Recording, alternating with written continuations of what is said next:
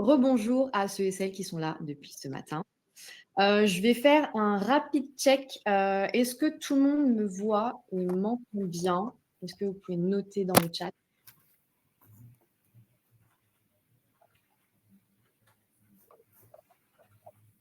Alors, parfait. Hello Axel.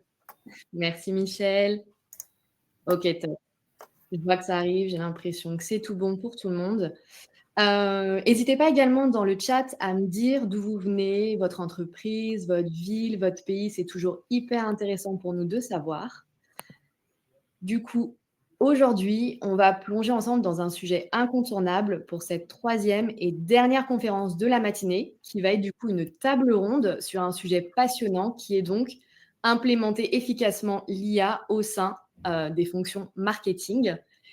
Et du coup, aujourd'hui, pour nous éclairer, j'ai le plaisir d'accueillir trois entreprises à la pointe sur le sujet, qui sont donc Pléo, Alan et Best Western. Ils vont partager du coup avec nous leurs expériences concrètes et leurs petits conseils pratiques. Du coup, je vous invite à bien rester avec nous jusqu'au bout parce que la discussion s'annonce riche en insights. N'oubliez pas également de noter toutes vos questions dans le chat afin qu'ils puissent y répondre à la fin. Et sans plus tarder, je vais laisser la parole à nos trois speakers stars du jour pour qu'ils se présentent et qu'on rentre dans le vif du sujet.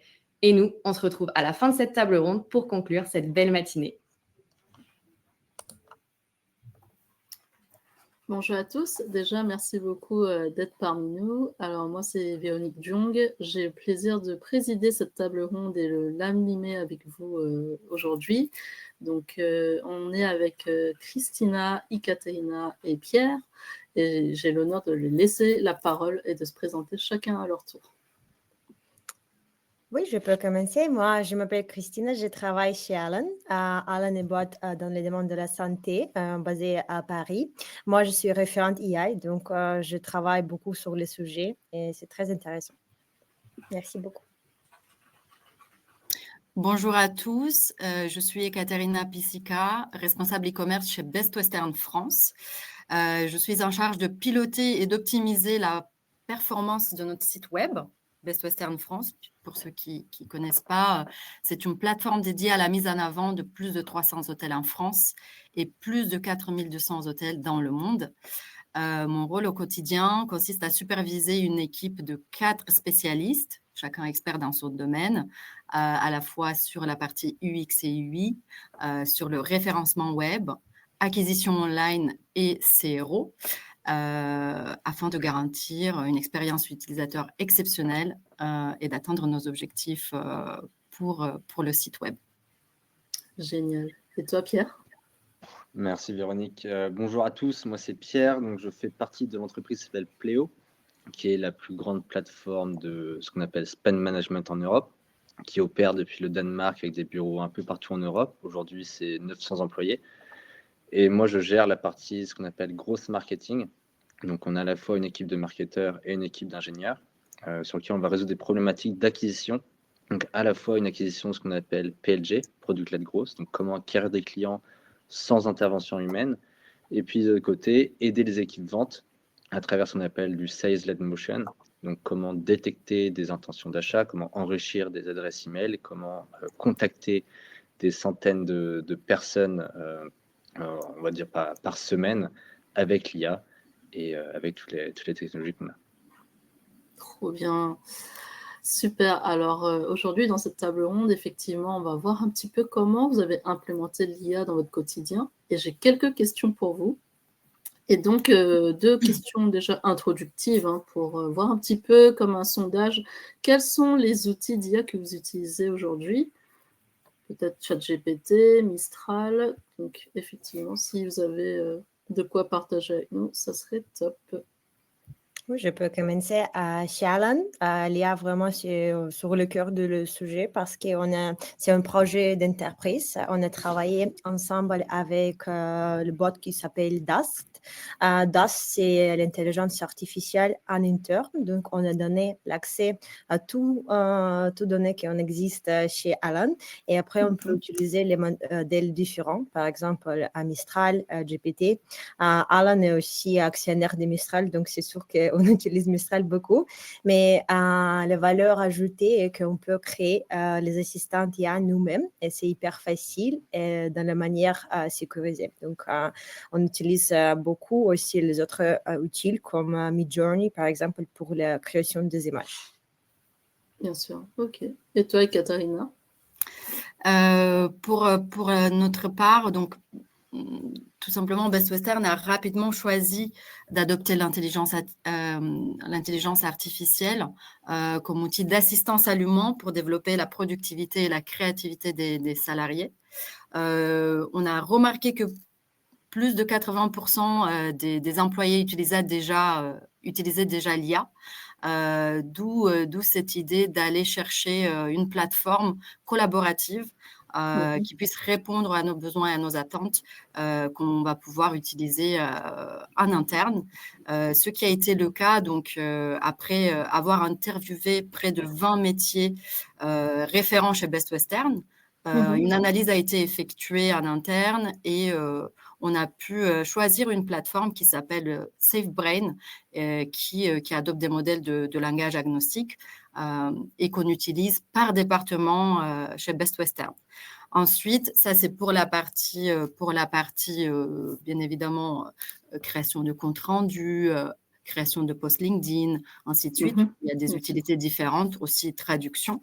Ensuite, on travaille aussi avec SMJ pour renforcer notre référencement naturel et pour optimiser et créer des pages avec les mots-clés principaux.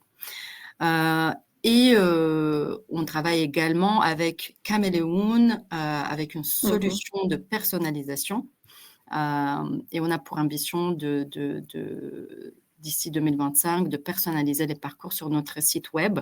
Et dernièrement, on a aussi un chat qui utilise l'IA sur notre site bestwestern.fr et qui aide les équipes service client à mieux répondre aux demandes dans un temps plus court. Et donc, on gagne en satisfaction client. Génial. Et chez Pléo, Pierre, comment...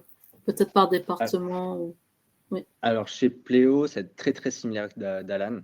C'est-à-dire, on a notre propre solution qui a été développée en interne pour nous permettre, justement, pour des raisons en fait, de sécurité et de gestion de la donnée, de pouvoir traiter avec de l'IA donc toutes nos données clients en interne. Par contre, après, ça n'empêche pas nos différentes équipes marketing, et dont mon équipe en particulier, d'utiliser, et comme ce que je peux voir dans le chat, c'est tout le monde utilise à peu près les mêmes outils, que ce soit ChatGPT, Gemini, Claude, et même le dernier outil de Notebook sorti par Google. Je pense que voilà, c'est des outils qu'on utilise dans le quotidien.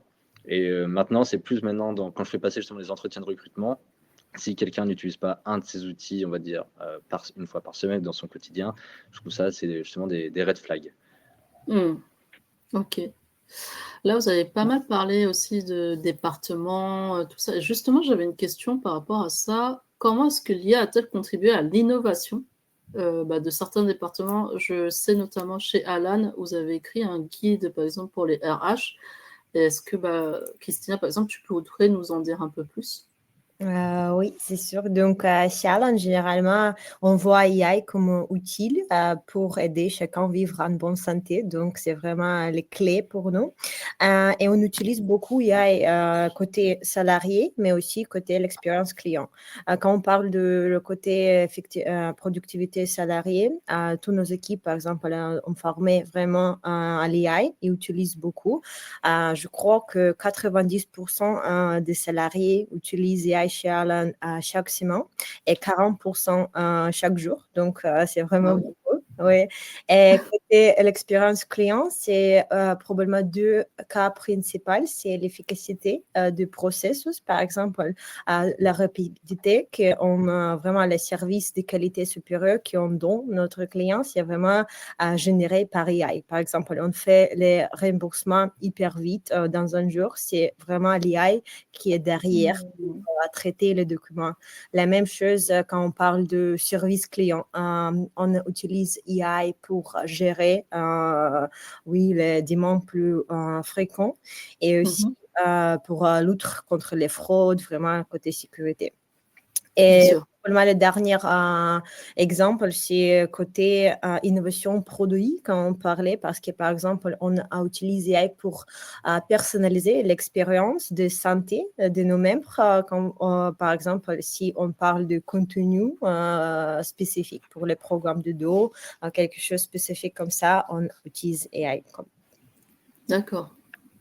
Et chez Best Western et Katerina, est-ce que vous avez des innovations? Il y a certains départements versus d'autres ou... Oui, tout à fait. Pour citer un département qui est touché aujourd'hui, c'est notamment notre service Pôle Hôtel. Donc eux, ils vont se servir beaucoup de notre chat intégré sur le site. On va travailler aussi des réponses les plus pertinentes dans le but d'augmenter la satisfaction client, bien évidemment. Ensuite, on peut utiliser les autres outils, notamment SafeBrain, pour gagner en productivité. Notamment pour tout ce qui est la création de présentations, création de comptes rendus, automatiser des traductions. Donc, ce sont des tâches qui aujourd'hui on peut automatiser et faire plus rapidement, notamment pour gagner du temps sur des tâches plus créatives. Donc, effectivement, il y a toute une utilité à l'IA aujourd'hui au sein de plusieurs départements chez Best Western. Voilà, pour inciter un service client en particulier. Ok. Et toi, Pierre, par rapport au département de Pléo? Ouais, alors ce que disait justement Ekaterina sur le fait de passer plus de temps sur le côté créativité, en fait, c'est quelque chose que je suis 100% d'accord. Alors, c'est cool, on est tous des marketeurs, on va passer énormément de temps sur la gestion sur l'analyse de données, sur le A/B testing, le CRO, voire optimiser tout pour les algorithmes. Faut pas oublier non plus que marketeur, faut faire énormément de part de la créativité. Et je ne sais pas si je pourrais attribuer vraiment, en tout cas d'un point de vue marketing, l'innovation, l'IA de l'innovation pure. Par contre, l'IA nous permet de dégager énormément de temps pour nous permettre de nous poser et réfléchir sur des problèmes qu'on va chercher à résoudre à travers nos canaux d'acquisition. Tout en faisant appel à cette créativité-là, quoi. Chose qu'on n'aurait pas pu se permettre de dépenser du temps s'il n'y avait pas cette IA qu'on avait mis en place dans nos processus. Carrément. Ok. Je vois là, justement, parler du fait qu'on est des marketeurs, qu'on est ici du marketing quand même en général. Donc, on va passer à une partie de questions un peu plus liées au contenu même, pardon, dans nos campagnes marketing et campagnes SEO. Et justement, j'avais une question pour vous sur quelles sont les principales opportunités que vous avez vues ou que vous voyez dans l'utilisation de l'IA pour améliorer vos campagnes marketing, justement. Moi, je n'ai pas côté que contenu, donc normalement, tous mes exemples sont un peu plus larges, mais moi, j'aime bien les cadres suivants. Donc, on a 4 cas principaux, recherche, analyse, création et review. Par exemple, chaque fois que j'ai besoin d'informations en interne, en externe, j'utilise les premières fois, c'est vraiment l'IA que je demande pour trouver l'information. Après, la même chose quand on utilise les données. Les données quantitatives, qualitatives, c'est pas vraiment important maintenant parce que l'IA, j'ai vu sur le chat, il y a beaucoup de monde parle de Claude. Moi, par exemple, j'utilise Claude pour analyser données, énormément de données, par exemple les meetings clients, vraiment l'information pour capter les tendances, ça marche hyper bien. Création, donc oui, la réduction de texte. Par exemple, moi, vraiment, pour moi, c'est encore hyper difficile de créer les contenus en français parce que c'est pas ma langue naturelle et j'utilise tout le temps vraiment AI pour m'aider avec ça, pour faire les témoignages. Maintenant, ça prend probablement 1 heure et avant, c'était beaucoup plus, donc ça aide beaucoup.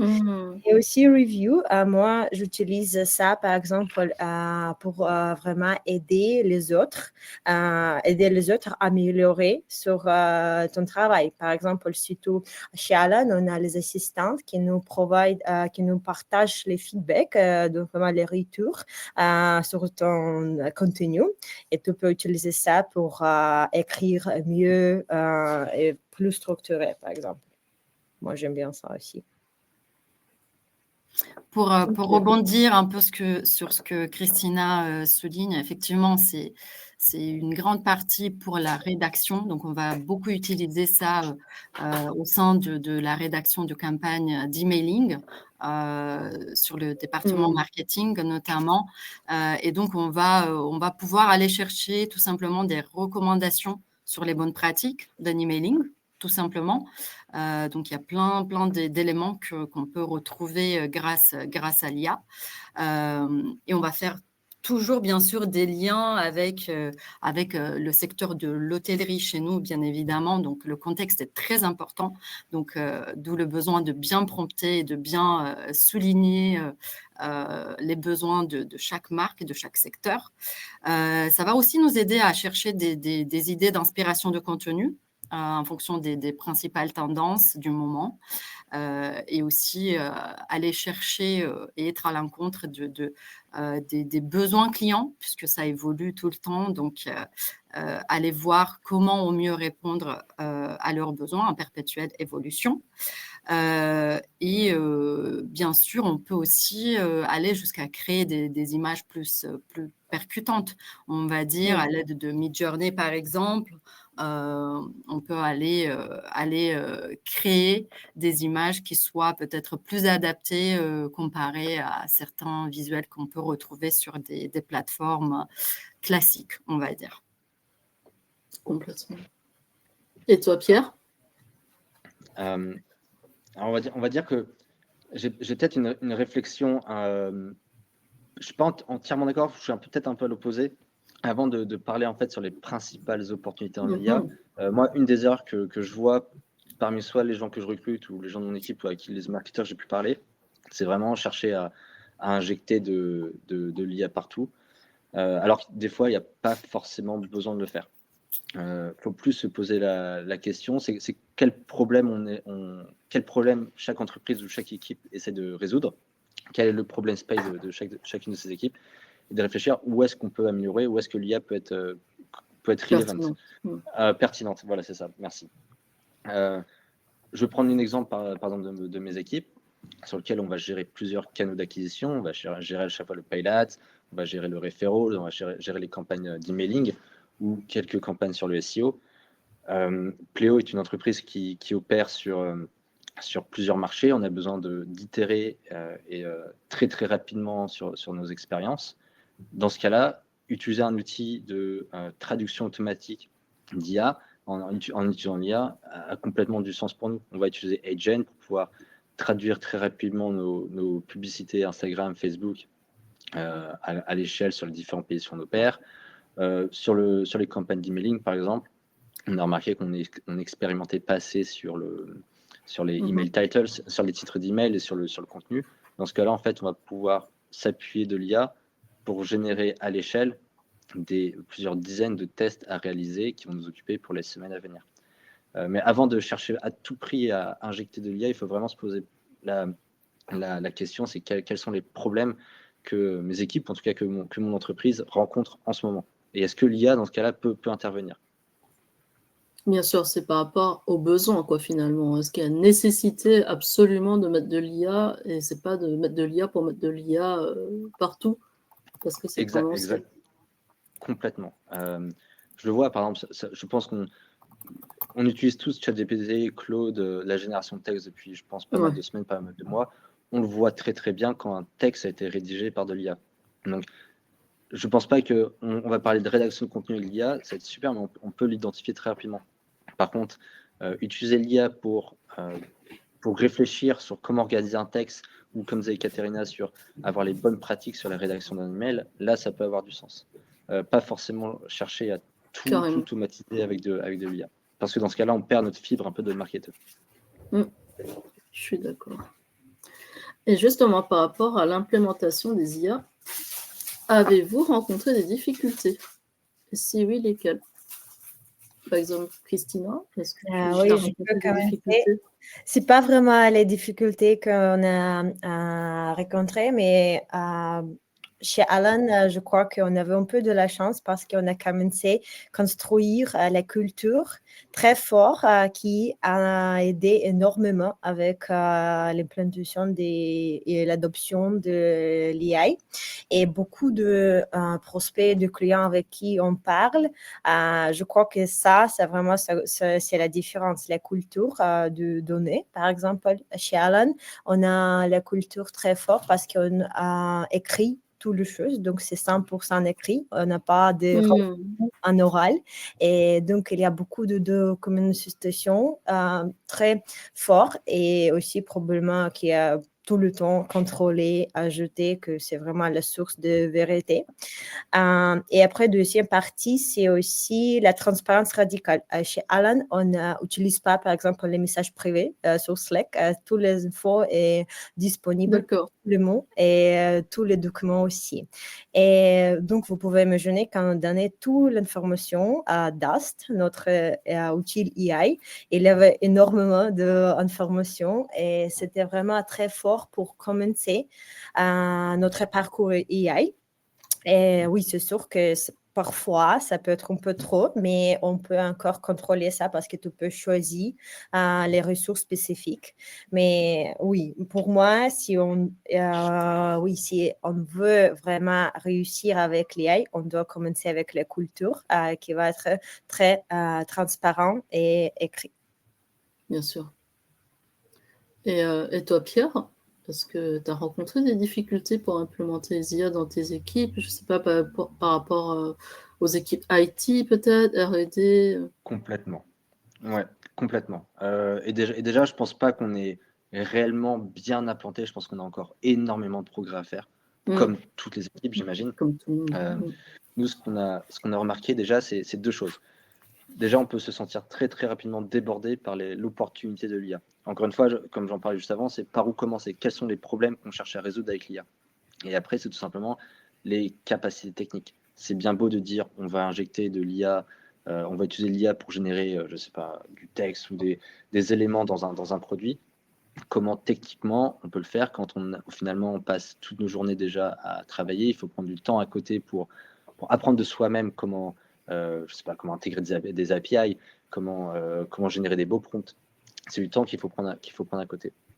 Nous, la solution qu'on a trouvée en interne, et je dis pas que c'est la solution qui marche, la solution ultime, mais en tout cas, elle a marché pour nous, c'est qu'on a forcé, entre guillemets, les équipes à utiliser l'IA à travers des hackathons, où sur lesquels, pendant 2 jours, on va réunir à la fois des équipes techniques, des équipes produits, des équipes de marketeurs, des équipes de vente, à dédier 100% de leur temps à réfléchir sur comment utiliser l'IA dans leur quotidien, comment améliorer leur processus interne avec de l'IA. Et au sein du département marketing, qui est un département où il y a à peu près 70 personnes qui opèrent, on anime toutes les 2 semaines ce qu'on appelle des office hours, sur lesquels n'importe qui peut venir avec ses questions, ses problématiques sur l'utilisation de l'IA. Et moi et mon équipe, on est là à disposition pour répondre, ou si on n'arrive pas à répondre à la question, les guider, réfléchir ensemble, quelle problématique, comment est-ce qu'on pourrait résoudre ce problème. D'accord. Vous mettez en place un peu comme des ateliers, en fait. Complètement. C'est complètement des ateliers, parce qu'on peut pas forcément forcer, on peut pas forcer quelqu'un à dire à partir d'aujourd'hui, tu vas utiliser l'IA. Il faut que ce processus de curiosité et d'apprentissage vienne de la personne. Donc, tout ce qu'on peut faire, nous, c'est ce qu'on appelle de faire de l'enablement, c'est aider à activer cette utilisation d'IA en interne, à travers, comme tu dis, des ateliers. Et chez Best Western et Katerina, est-ce que vous avez aussi ce format? Déjà, est-ce que tu as rencontré des difficultés pour implémenter l'IA dans les différentes équipes? Si oui, lesquelles? Alors, comme Pierre le soulignait tout à l'heure, et je suis entièrement d'accord, tout passe par l'accompagnement. Donc, effectivement, ça ne s'arrête jamais, hein, cette phase d'accompagnement, que ce soit au début, quand on va implémenter un outil, ou sur le parcours, montrer notre disponibilité pour répondre aux différentes questions. Donc, si je prends en interne, chez Best Western, l'outil SafeBrain que que l'on utilise dans chaque département. Il y a eu toute une orchestration de l'accompagnement qui a été bien réalisée, je trouve. Donc, nous avons eu des intervenants qui nous ont bien expliqué les enjeux des IA dès le début pour que chaque département puisse se projeter. On a aussi fait des ateliers IA avec eux, justement pour mieux comprendre les enjeux, pour mieux comprendre comment chaque métier puisse utiliser l'IA au mieux. Et donc, c'est ça qui nous aide aujourd'hui à pouvoir continuer vers cette évolution qui change tous les jours. Donc, c'est vraiment l'accompagnement que je trouve important. Et si je fais aussi une parenthèse pour l'IA que l'on utilise pour la création de contenu avec CMJ, c'est pareil. Hein. Donc, toute la phase d'accompagnement de l'agence qui est super importante pour la prise en main de l'outil déjà. Aussi l'onboarding des personnes dédiées sur la plateforme avec un Customer Success Manager dédié. Et puis, tous les points que l'on fait graduellement pour une amélioration continue. Donc, voilà. Je trouve ça important, effectivement, d'avoir constamment des échanges autour de ces solutions.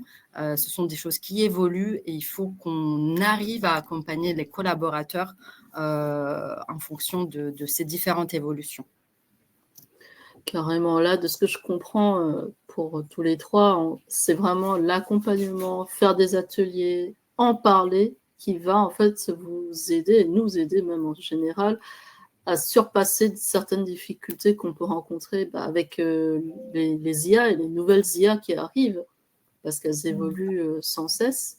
Et justement, par rapport aux contenus qui sont produits par les IA, je vais parler d'éthique là, quels sont les principaux défis éthiques que vous avez peut-être pu rencontrer en implémentant des productions de contenu avec l'IA, et comment les avez-vous surmontés?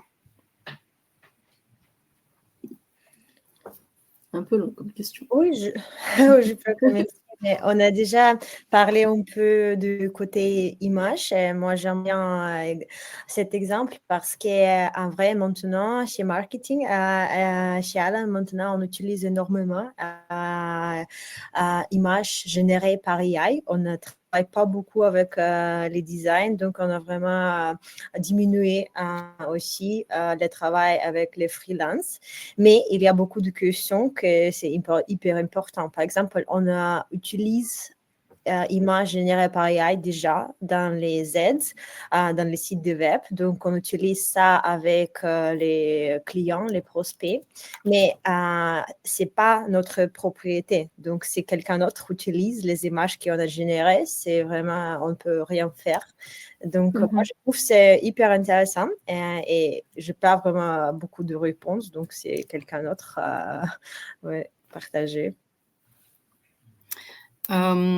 Si je dois parler des principaux défis éthiques, alors effectivement, on s'est posé plein de questions autour de la sécurité de nos données, et c'est toujours d'ailleurs voilà, un challenge chez nous. Donc, c'est d'autant plus important de choisir des plateformes sécurisées en termes de données, car comme il y a plein de façons d'utiliser l'IA aujourd'hui, c'est important de faire attention à cet aspect-là. Donc, la sécurité est un des principaux défis chez Best Western, et on s'assure que chaque département puisse intégrer ces différentes informations sans risquer une fuite d'informations.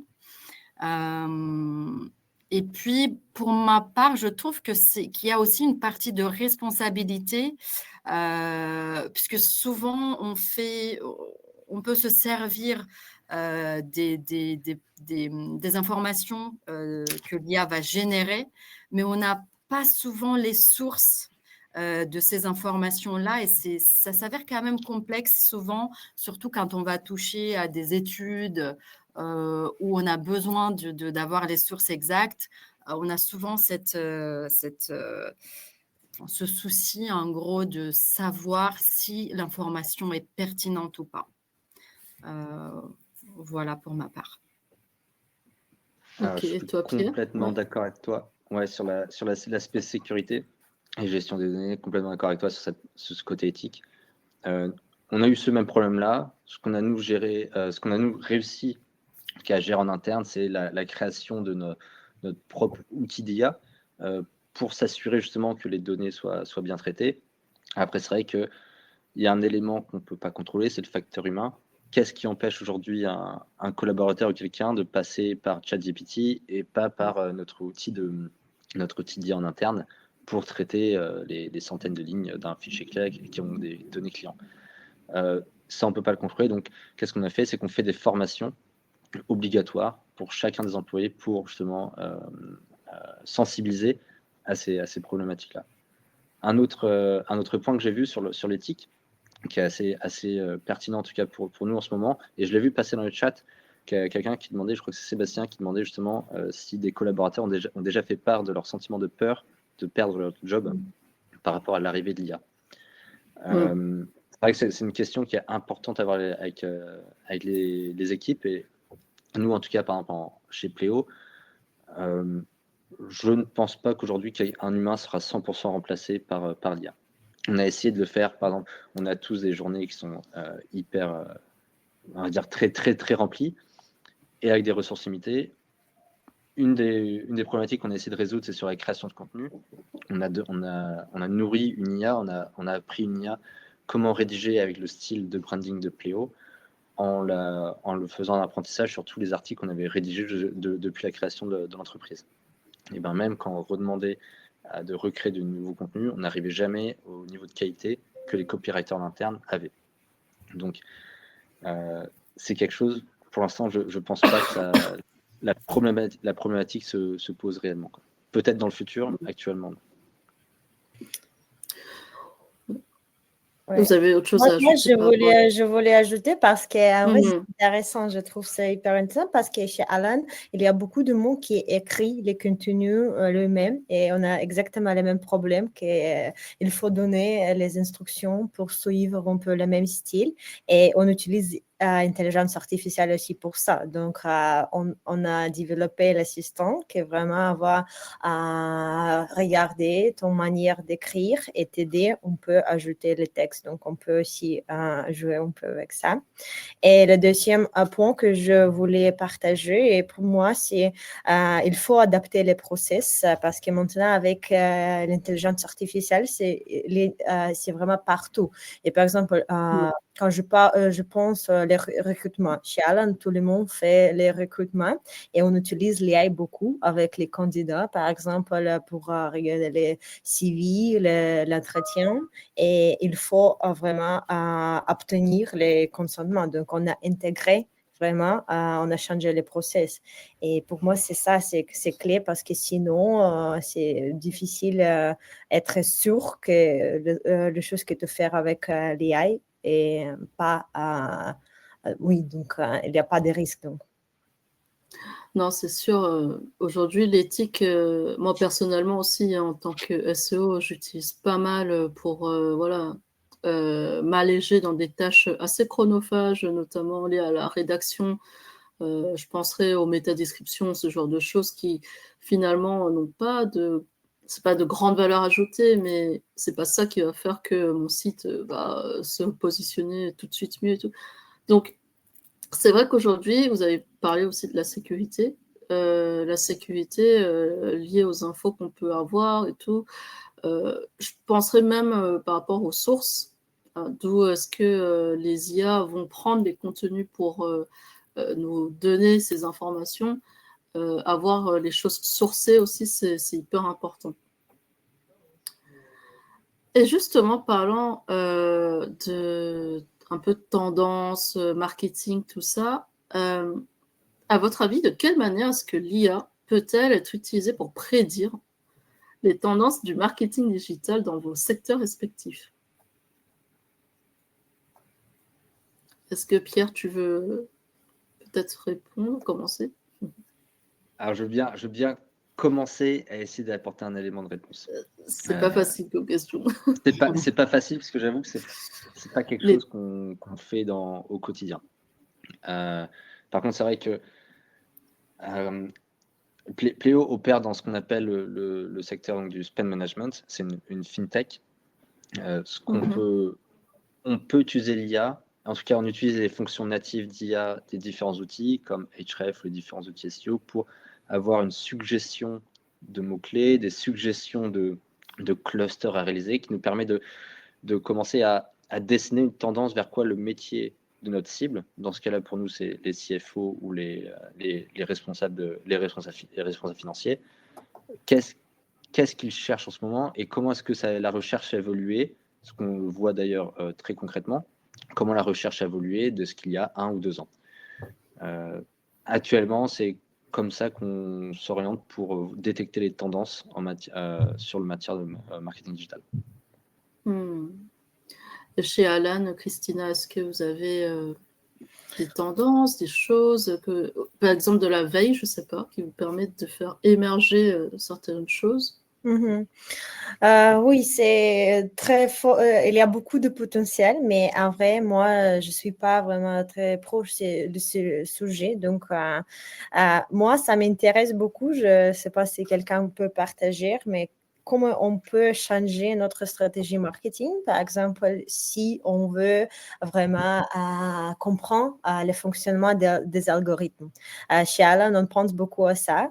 Si nos prospects, par exemple, ils cherchent les meilleurs partenaires de la santé, les meilleures mutuelles en France, l'algorithme va partager les entreprises et on veut être là.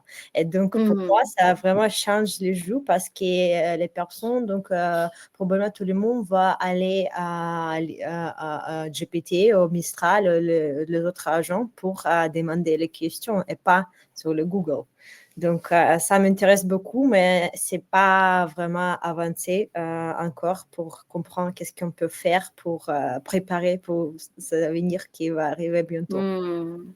Donc, selon toi, aujourd'hui, c'est pas relativement encore avancé pour pouvoir en tirer des choses par rapport aux IA d'aujourd'hui? Oui, je crois que ça commence, mais c'est pas encore clair qu'est-ce qu'on encore peut quelques faire années. les marketeurs, oui. Ok. Et toi, Ekaterina, ta vision? Alors, si je prends le secteur du voyage, puisqu'on a des secteurs assez différents, là-dessus, on peut se servir des analyses de données de recherche, puisque l'IA est capable d'aller analyser ce type de données-là et identifier les nouvelles destinations émergentes, par exemple. Donc, effectivement, comme tu le soulignais tout à l'heure, ça va nous servir pour faire des benches, pour mieux comprendre nos consommateurs. Et aussi, et c'est déjà, dans cette démarche de personnalisation de nos parcours sur le site web, on travaille déjà avec des analyses prédictives des comportements des consommateurs, notamment pour mieux comprendre et mieux analyser comment les utilisateurs se comportent sur notre site, est-ce qu'ils ont réservé ou pas, qu'est-ce qu'ils ont pu réserver par le passé, pour ensuite pouvoir répondre d'une manière personnalisée sur les différents parcours sur notre site et pouvoir répondre à leurs attentes au mieux demain. Donc, ça, c'est une manière de un peu prédire les différentes tendances grâce à l'IA.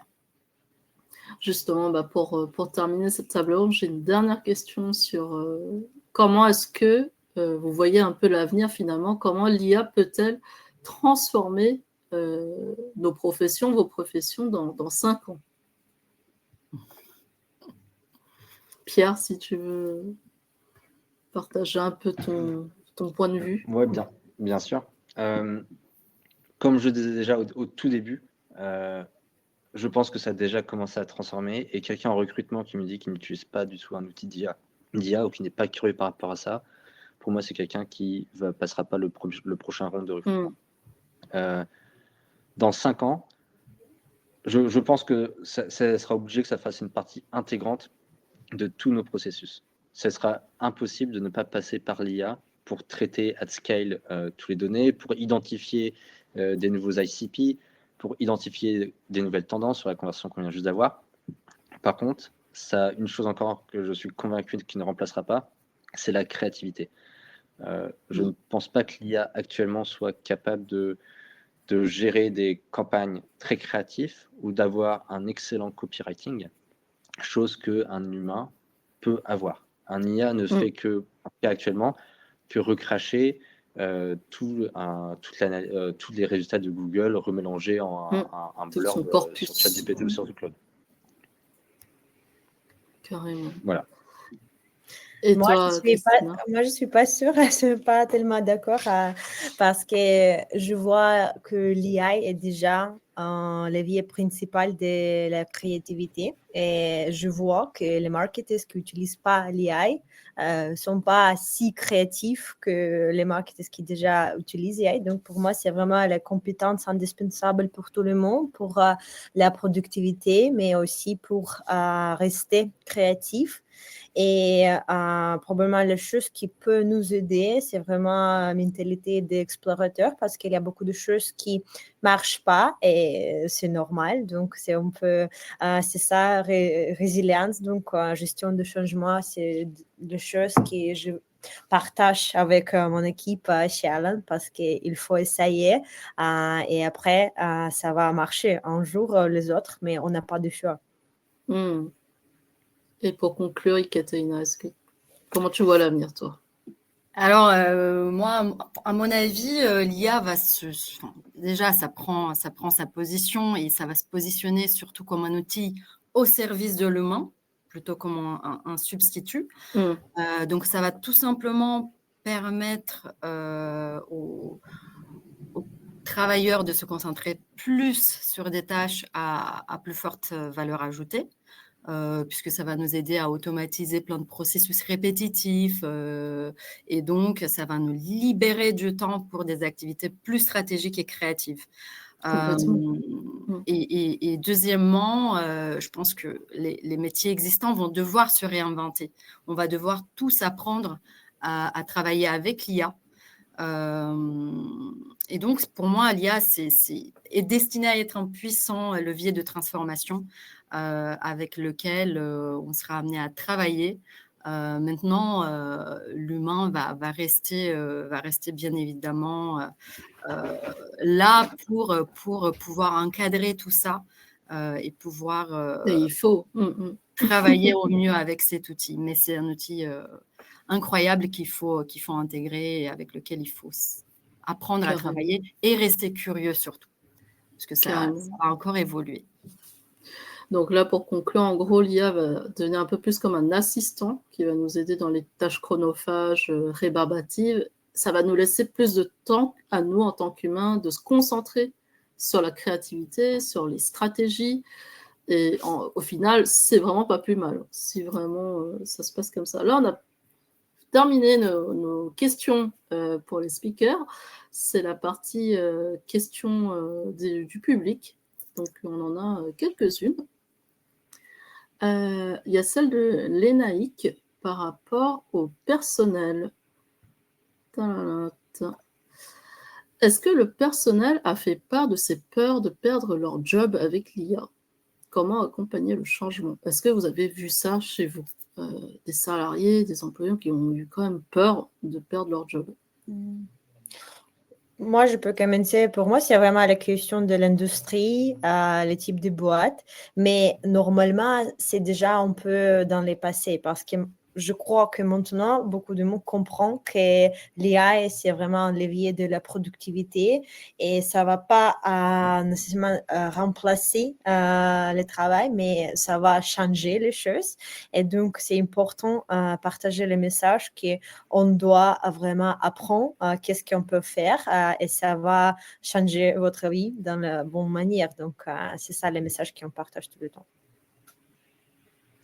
D'accord avec Christina sur ce point.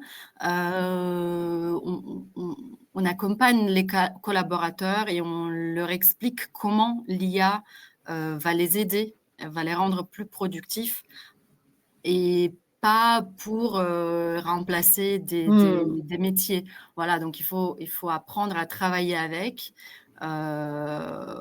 Et puis, encore une fois, hein, je me répète, mais ça va un peu avec les conclusions que j'en ai tirées tout à l'heure. Rester curieux et savoir évoluer avec ce que l'IA propose aujourd'hui. Je pense que c'est la réponse. Donc, chez Best Western, il n'y a pas cette crainte, en tout cas. Maintenant, voilà.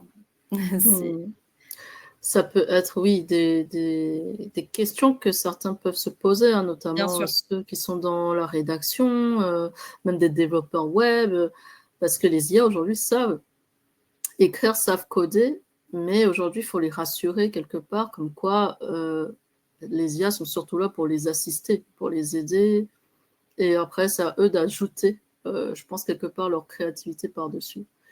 Et toi, Pierre, je ne sais pas si tu as un mot de la fin pour cette question.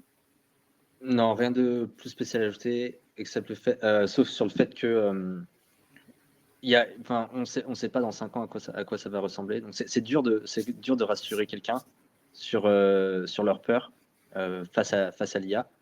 Je pense qu'il faut juste accepter le fait comme disait Christina, il faut accepter le changement, il faut surtout l'embrasser, l'adopter le plus rapidement possible. Il y a 5 ans, en 2019, hein, jamais j'aurais pensé pouvoir utiliser l'IA dans mon quotidien. En 2029, je ne sais absolument pas de quoi mon quotidien sera fait.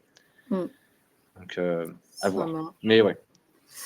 Et j'ai une autre question qui est très intéressante. C'est est-ce qu'il y a des outils IA plus verts que d'autres? Plus green? Et c'est une question de Mélanie. Est-ce que les sociétés qui mettent en avant une démarche durable cherchent des solutions IA moins énergivores? Et Katerina, je ne sais pas si... C'est une question très intéressante et chez Best Western, on a un département dédié au RSE, pardon. Maintenant, comment l'utiliser avec les outils IA qu'on a aujourd'hui, c'est peut-être penser à comment on l'utilise d'une meilleure manière. L'utiliser sur des tâches vraiment nécessaires. Ça va un peu avec ce que Pierre soulignait au tout début. Pas utiliser de l'IA pour utiliser de l'IA. Et je pense qu'en mesurant notre utilisation de l'IA, on mesure aussi un peu l'impact de cette technologie.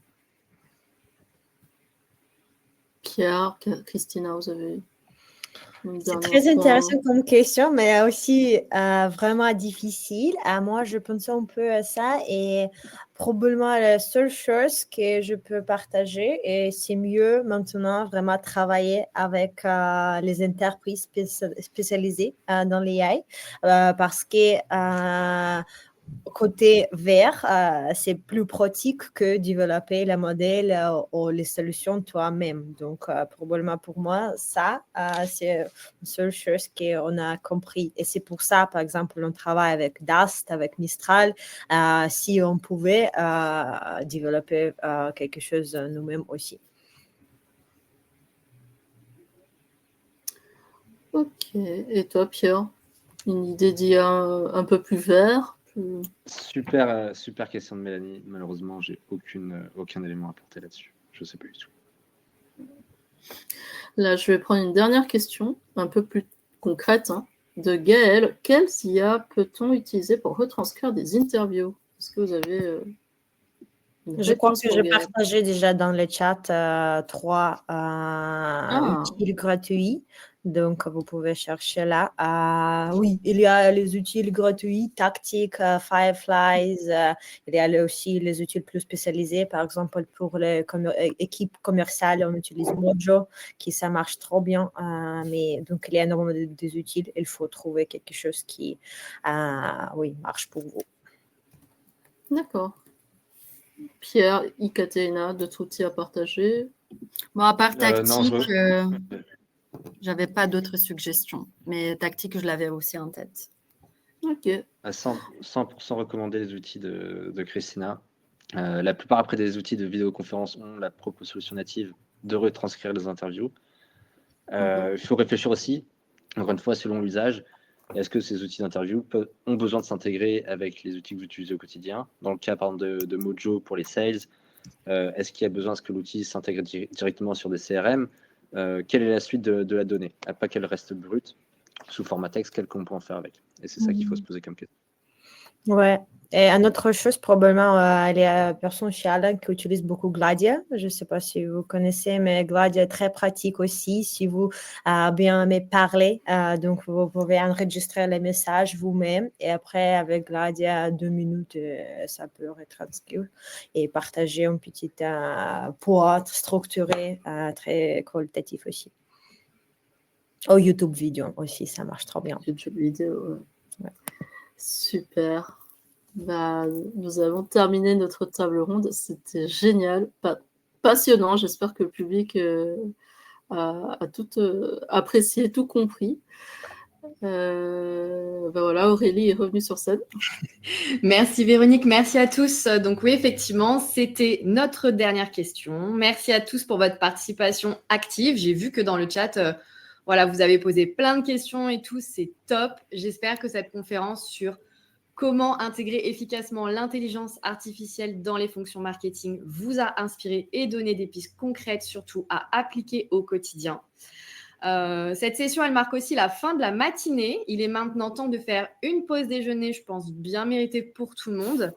On va se retrouver à 13h30 pour la prochaine conférence qui sera du coup avec Maxime Dokitonon et qui vous dévoilera les techniques avancées de netlinking pour devancer vos concurrents. Donc voilà, on a hâte de vous y retrouver. Petit tips, attention à ne pas trop manger parce que sinon, gare au fameux coup de barre à 14h et vraiment, ça serait dommage de louper un sujet aussi passionnant. Sur ce, je vous dis à tous bon appétit et à tout à l'heure.